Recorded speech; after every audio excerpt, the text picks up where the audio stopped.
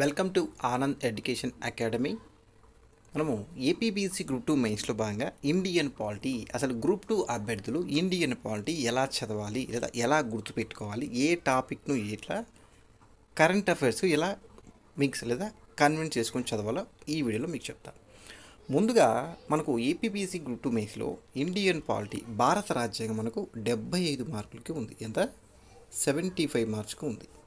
Okay, అయితే నేను ఈ క్లాస్లో కేంద్ర ఎన్నికల కమిషన్ లేదా కేంద్ర ఎన్నికల సంఘం భారత రాజ్యాంగంలోని 15వ భాగం ఉన్నటువంటి ఈ కేంద్ర ఎన్నికల సంఘంని చూజ్ లేదా ఈ క్లాస్తో ఇక్కడ స్టార్ట్ చేయగల కారణం కూడా మీకు చెప్తారు. త్వరలో మనకు భారతదేశం అంతటా కూడా లేదా ఆంధ్రప్రదేశ్లో ఎలక్షన్స్ కూడా జరగబోతున్నాయి. ఈ టాపిక్ నుంచి మనం కనీసం 1 or 2 బిట్స్ ఎక్స్పెక్ట్ చేయొచ్చు, కన్ఫామ్గా చెప్పగలను. ఓకే, ఇది మన ఇంకోటండి, మన ఆర్ఆర్ ఎడ్యుకేషన్ ఛానల్ ఉంది చూడండి. ఆర్ఆర్ ఎడ్యుకేషన్ ఛానల్ అది మంది ఫస్ట్ ఛానల్. నెక్స్ట్ ఇది మనకు Anand education academy second channel అండి. ఆర్ఆర్ ఎడ్యుకేషన్ ఛానల్ మనకు ఏపీ హిస్టరీ గ్రూప్ 2 సంబంధించి ఏపీ హిస్టరీ క్లాస్ జరుగుతున్నాయి. మీరు మన ఆర్ఆర్ ఎడ్యుకేషన్ ఛానల్ సబ్స్క్రైబ్ చేసుకొని ఫ్రీ క్లాసెస్ కూడా చూడగలరు. ఓకే, చూడండి, ఇప్పుడు క్లాస్ స్టార్ట్ చేద్దాం. కేంద్ర ఎన్నికల సంఘం లేదా కేంద్ర ఎన్నికల కమిషన్ భారత రాజ్యాంగంలోని 15వ భాగం, ఇది ఇంపార్టెంట్. భారత రాజ్యాంగంలోని 15వ భాగం కేంద్ర ఎన్నికల కమిషన్ గురించి తెలుపును. అధికారులు కూడా 324 నుంచి 329 వరకు. ఇది మనకు ముఖ్యమైనది. అయితే 1950 జనవరి 25న రాజ్యాంగానికి అనుగుణంగా ఈ ఎన్నికల కమిషన్ను ఏర్పాటు చేయడం జరిగింది. 1950 జనవరి 25న. ఇక్కడ నోట్ చూడండి, దీనికి గుర్తుగా ఎలక్షన్ కమిషన్ స్థాపన గుర్తుగా జనవరి 25ను ప్రతి సంవత్సరం జాతీయ ఓటర్ల దినోత్సవాన్ని జరుపుతారు. 2014 జరిగినటువంటి జాతీయ ఓటర్ల దినోత్సవం ఉంది, 14వ జాతీయ ఓటర్ల దినోత్సవం. ఓకే, ఇలా చదువుకుంటూ వెళ్ళాలి. మనం చాలా ఇంటర్లింక్ చేసుకుని చదువుకోవాలి. 2024 జాతీయ ఓటర్ల దినోత్సవ యొక్క theme nothing like voting, I vote for sure. అనగా ఓటింగ్ లాగా ఏమీ లేదు, నేను ఖచ్చితంగా ఓటు వేస్తాను. ఐ ఓట్ ఫర్ షూర్ అని గుర్తుపెట్టుకుంటే చాలు. Nothing like voting, I vote for sure. కొన్ని అంశాలు మనం ఇంగ్లీష్లోనే గుర్తుంచుకోవాలి, ఇక్కడ పదజాలం మారిపోతుంది తెలుగులో. ఓకే, ఇంకో ఇంపార్టెంట్ చూడండి. సార్ ఇవన్నీ ఎగ్జామ్ అడుగుతారంటే అడిగినా అడగపోయినా ఈ గ్రూప్ 2 మెయిన్స్ కానీ గ్రూప్ 1 మెయిన్స్కి కొంత ఈ బార్డర్లోనే లేదా ఈ పరిధిలో అడగాలని చెప్పి మనకు ఖచ్చితమైన నిర్ణయం లేదు. ఓకే, నేను చూడండి, స్వతంత్ర భారత్ తొలి ఓటర్ శ్యామ్ చరణ్ నేగి, ఇదండి హిమాచల్ ప్రదేశ్. ఈయన భారతదేశంలో చూడండి 1951-52 మధ్య ఎలక్షన్ జరిగాయి కదా. ఈయన స్వతంత్ర భారతం మొట్టమొదటి ఓటర్. ఈయన 1951లో జరిగిన ఓటర్, ఆ కాలం ఓటింగ్ నుంచి నేటికి అలా 2022లో మరణించడం జరిగింది. భారతదేశంలో మొదటగా 34 సార్లు తన ఓటు హక్కును వినియోగించడం జరిగింది. ఓకే, అడిగినా అడగకపోయినప్పుడు దానికి ఇంటర్లింక్ చేసుకుని దానికి నెక్స్ట్ ఎలక్షన్స్ ఉన్నాయి కదా, అందుకోసం ఇంత కంటెంట్ మీకు ఇవ్వడం జరుగుతుంది. ఓకే, ఇప్పుడు మనం ఈ క్లాస్లోకి వెళ్దాం. అధికరణ 3 చెప్తుంది. పార్లమెంట్ మరియు రాష్ట్ర శాసనసభ, రాష్ట్రపతి, ఉపరాష్ట్రపతి ఈ ఎన్నికలకు సంబంధించిన నిర్వహణ, నియంత్రణ, పర్యవేక్షణ కేంద్ర ఎన్నికల సంఘం చేతిలో ఉంటుంది అని అధికరణ 324 తెలుపుతుంది. Very important. అదే పంచాయతీ మరియు మున్సిపాలిటీలకు మాత్రం రాష్ట్ర ఎన్నికల సంఘం ఎన్నికలను నిర్వహిస్తుంది. ఓకే, నోట్ చూడండి, ఇక్కడ ఇంకా నీ కన్క్లూజిస్తూ వివరణిస్తాను. అధికరణ 324 సబ్ ఆర్టికల్ 1 అనుకోండి, గుర్తుపెట్టుకుని సరిపోతుంది. భారతదేశంలో ప్రజాస్వామ్యబద్ధంగా ఎన్నికలు నిర్వహించడం కొరకు మన రాజ్యాంగం ఒక స్వతంత్ర ప్రతిపత్తి కలిగిన ఎన్నికల సంఘాన్ని ఏర్పాటును ప్రతిపాదించింది. ఓకే, ఇంకా చూడండి, ఇంకో ముఖ్య విషయం ఇక్కడ ఆర్ఆర్ ఎడ్యుకేషన్ ఛానల్ చెప్పాను కదా. మన first education channel RR education, సెకండ్ది Anand education academy. Okay, next చూడండి 324 సబ్ ఆర్టికల్ 2 ప్రధాన ఎన్నికల అధికారితో పాటు కొంతమంది ఇతర అధికారులను కూడా రాష్ట్రపతి నియమించవచ్చు అని తెలుపుతుంది. నెక్స్ట్ చూడండి సబ్ ఆర్టికల్ 3 భారత పార్లమెంట్ రూపొందించిన శాసనాలను ఆధారం చేసుకొని ఇతర ఎన్నికల అధికారులు మరియు ప్రాంతీయ అధికారుల యొక్క సర్వీస్ నియమ నిబంధనలను ఎవరు నియమిస్తారు? రాష్ట్రపతి నిర్దేశం చేస్తారు. నెక్స్ట్ 4 చూడండి, 4వది ఇతర అధికారులు మరియు ప్రాంతీయ అధికారులు తొలగించే సందర్భంలో భారత రాష్ట్రపతి తప్పనిసరిగా కేంద్ర ఎన్నికల సంఘాన్ని సంప్రదించవలసి ఉంటుంది. నెక్స్ట్ 5వది, భారత రాష్ట్రపతి మరియు రాష్ట్రాల గవర్నర్లు ఎన్నికల సంఘం యొక్క కోరిక మేరకు ఎన్నికల నిర్వహణకు అవసరమైన ప్రభుత్వ అధికారులను కూడా సమకూర్చవలసి ఉంటుంది. ఇవన్నీ గత పరీక్షలు అడిగారండి. అధికరణ 325. ఈ అధికరణ ప్రకారం ఏ వ్యక్తికి కూడా కులం, మతం, ప్రాంతము, జన్మస్థల తేడాల ఆధారంగా ఓటు హక్కును నిరాకరింపరాదు, అనగా అనర్హులుగా ప్రకటించరాదు ఈ ఒక్క వ్యక్తి కూడా. ఓకే, అలానే ఎన్నికల నిర్వహణ విషయంలో ఎటువంటి ప్రత్యేక ఎన్నికల గణనను తయారు చేయరాదు, అనగా ఉమ్మడి ఎన్నికల గణనను, ఓటర్ లిస్ట్ ఉంటుంది కదా, అట్లా చేయకూడదంట, డబల్. ఓకే, అనగా పార్లమెంట్ మరియు శాసనసభ మాత్రమే తయారు చేయాలనగా ఉమ్మడి ఎన్నికల గణనను మాత్రమే తయారు చేయాలి, సింగిల్గా చేయకూడదు. పార్లమెంట్కి ఒక ఓటర్ నివేదికను, శాసనసభకు ఒక ఓటర్ నివేదికను, పంచాయతీలు అట్లా సపరేట్ ఓటర్ లిస్ట్ తయారు చేయకూడదు అని అధికరణ 325 తెలుపుతుంది మనకు. ఓకే, ఇక్కడ నోట్ చూడండి. 1909 సంవత్సరంలో ప్రత్యేకంగా ముస్లింల కోసం ఎన్నికల గణన తయారు చేశారు. ఈ 1909 చట్టం కదని మింటో మార్లే సంస్కరణలు అంటారు. ప్రత్యేక ముస్లింలకు ప్రత్యేక నియోజకవర్గాలు ఏర్పాటు చేయడం జరిగింది, గుర్తుపెట్టుకోవాలి. నెక్స్ట్ అధికరణ 326. ఈ 326 చాలా ఇంపార్టెంట్. గత ఎస్ఐ కానిస్టేబుల్ పరీక్షలో, గత గ్రూప్ 2 ఎగ్జామ్స్లో కూడా అడగడం జరిగింది. సార్వత్రిక వయోజన ఓటు హక్కు గురించి తెలుపుతుంది.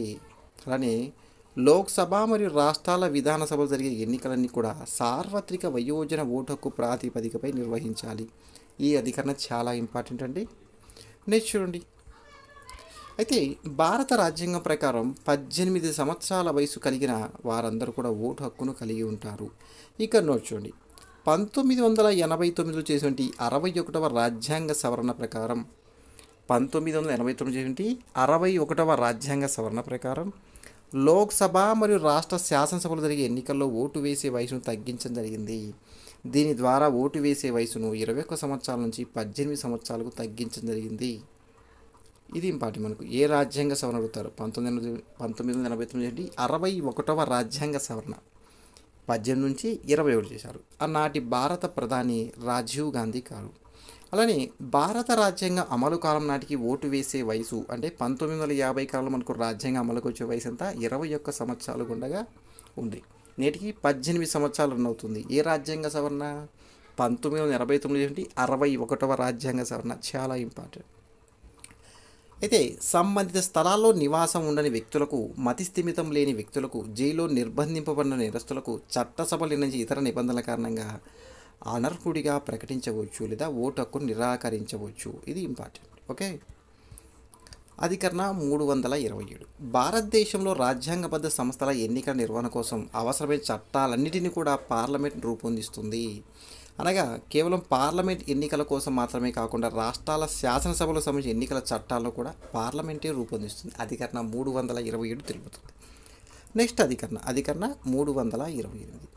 శాసనసభలకు సంబంధించిన ఎన్నికల చట్టాలను పార్లమెంట్ రూపొందించని సందర్భంలో రాష్ట్ర శాసనసభలు ఎన్నికల నియమ నిబంధనల చట్టాలు రూపొందించుకునే అధికారం కలిగి ఉంటుంది. ఇది కూడా ఇంపార్టెంట్. అధికరణ 329. ఎన్నికల ప్రక్రియ ప్రారంభమైన తర్వాత ఈ ప్రక్రియలో న్యాయస్థానాలు జోక్యం చేసుకోవడాన్ని నిషేధిస్తుంది. ఇది చాలా ఇంపార్టెంట్. నియోజకవర్గాల ఏర్పాటు, వివిధ వర్గాల వారికి కేటాయించినటువంటి రిజర్వేషన్ సీట్ల గురించి కూడా న్యాయస్థానం ముందు ప్రశ్నించరాదు. ఓకే, నెక్స్ట్ నోట్ చూడండి. అక్కడతో 324 324 నుంచి 329 అధికరణ కంప్లీట్ అయింది. ఓకే, అందుకే ఈ టాపిక్ ఎంపిక చేసుకోవడం జరిగింది. ఓకే, నెక్స్ట్ చూడండి. నోట్. ఎన్నికల సంఘం తన పని విధానానికి సంబంధించి ఎవరికి ఎటువంటి నివేదికను సమర్పించదు. ఇది ఒక రాజ్యాంగబద్ధ సంస్థ. రాజ్యాంగబద్ధ సంస్థకి ఇతర సంస్థ గ్యారంటీ మనకు రాజ్యాంగంలో ఒక సంస్థ గురించి అధికరణ పొందుపరిచేది రాజ్యాంగబద్ధ సంస్థ. మనం ఖచ్చితంగా గుర్తుపెట్టుకోవచ్చు. ఓకే, నెక్స్ట్ చూడండి. ఇక్కడ సిఈసి చీఫ్ ఎలక్షన్ కమిషన్ కేంద్ర ప్రధాన ఎన్నికల అధికారి వారి యొక్క పదవీ కాలం 6 సంవత్సరాలు లేదా వారి యొక్క వయసు 65 సంవత్సరాల వరకు ఉండవచ్చు. నోట్ చూడండి. పదవీ కాలం ముగియకముందే రాష్ట్రపతి వారిని తొలగించవచ్చా అంటే తొలగించవచ్చును. ఎలా అంటే 2/3 వంతుకు ప్రత్యేక మెజార్టీ మరియు ప్రత్యేక తీర్మానాన్ని ఆమోదించాలి. ఇతర అధికారులను తొలగించినప్పుడు సిఈసి కొలీజియంగా వ్యవహరిస్తారు. సిఈసి కొలీజియంగా వ్యవహరిస్తారు. ప్రస్తుతం 1+2 మెంబర్స్ ఉంటారండి. ఒకరు ప్రధాన ఇతర అధికారి, ఇతర అధికారులు. ఒక ప్రధాన అధికారి, ఇతర అధికారులు ఇద్దరు.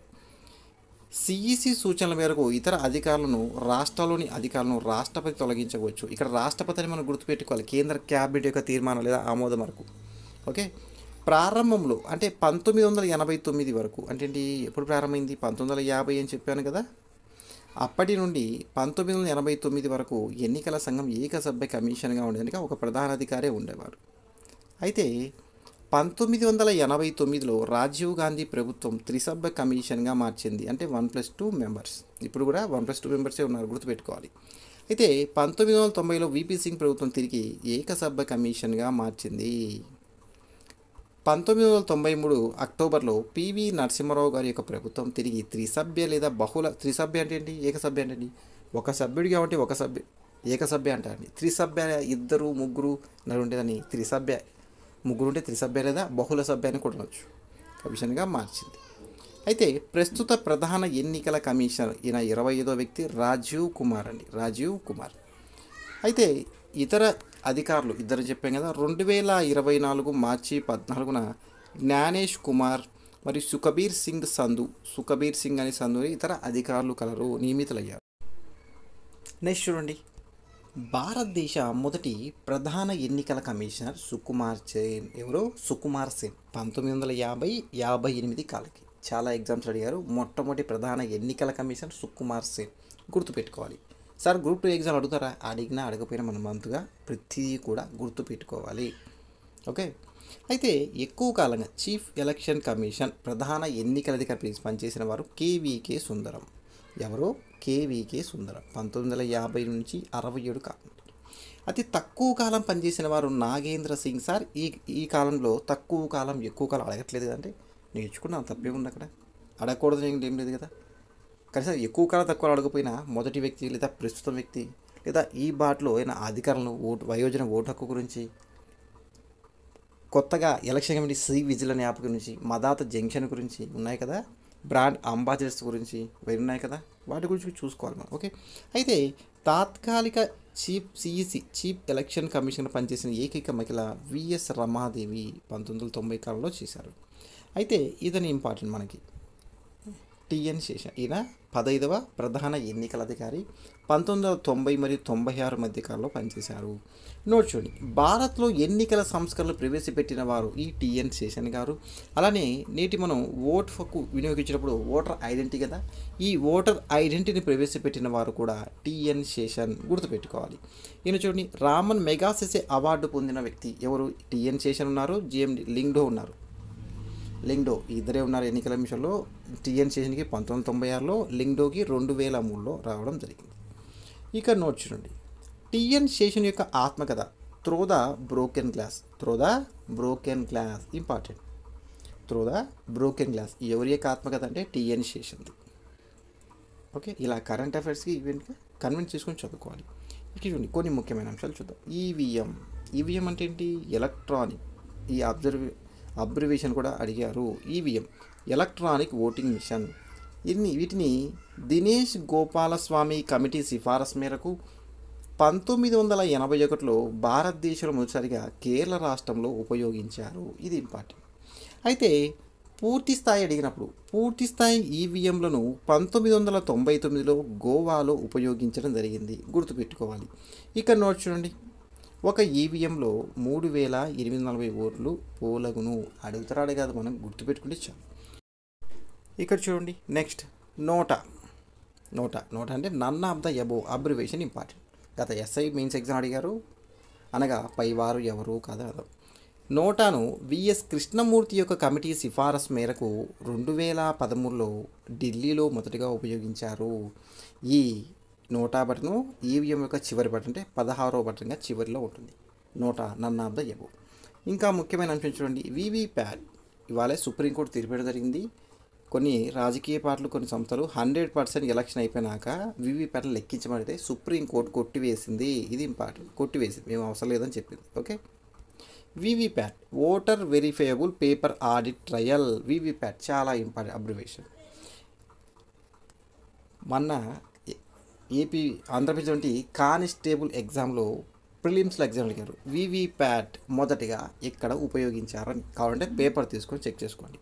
వివిప్యాట్ అంటే ఓటర్ వెరిఫైబుల్ పేపర్ ఆడిటర్. దీన్ని 2013లో నాగాల్యాండ్ రాష్ట్రంలో ఉపయోగించారు. ఇంపార్టెంట్ ఇది.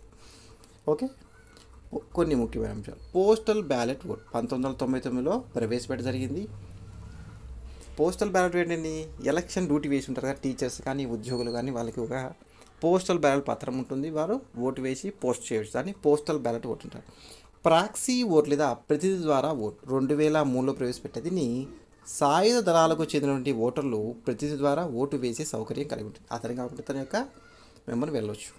చూడండి, ఇందాక చెప్పాను కదా, సి విజిల్ అని, మదాత జంక్షన్ అని, ఇటువంటి కొన్ని ఎలక్షన్ కమిషన్ ప్రవేశపెడుతుంది. యాప్స్ కానీ కొన్నివి అవి ఖచ్చితంగా మనం చూడాల్సింది. సి విజిల్ ఎన్నికల కోడ్ ఉల్లంఘనలకు పాల్పడడం, అభ్యర్థుల యొక్క దుష్ప్రవర్తన, ఎన్నికల అధికారుల నిబంధనలకు విరుద్ధంగా వ్యవహరించడం వంటి వారిని పౌరులు గుర్తించినట్లయితే వాటిని వెంటనే సి విజిల్ యాప్ ద్వారా ఫిర్యాదు చేయవచ్చు. చాలా ఇంపార్టెంట్. మన ఎస్ఐ ఎగ్జామ్ అనుకుంటాను ప్రిలిమ్స్లో మదాత జంక్షన్ అంటే ఏంటి అడిగారు. ఓకే, ఈ క్లాస్ని కూడా తాపేస్తున్నా అండి. నెక్స్ట్ సెకండ్ క్లాస్ మళ్ళీ కలుద్దాం. ఈ వీడియో మీకు నచ్చితే లైక్ అండ్ షేర్ చేయండి. మన ఛానల్ తప్పకుండా సబ్స్క్రైబ్ చేసుకోండి. Thank you for watching. చెప్పాను కదా, మన first channel RR education channel ఉంటుంది, చూపిస్తాను చూడండి. ఇక్కడ ఆర్ఆర్ ఎడ్యుకేషన్ ఛానల్ ఇదో చూడండి. మంది RR education channel first channel. దీనిలో ఏపీ హిస్టరీ క్లాస్ జరుగుతున్నాయి. క్లాసెస్ పూర్తిగా ఉచితంగా ఉన్నాయి. గ్రూప్ 2 మెయిన్స్ అనుగుణంగా జరుగుతుంది.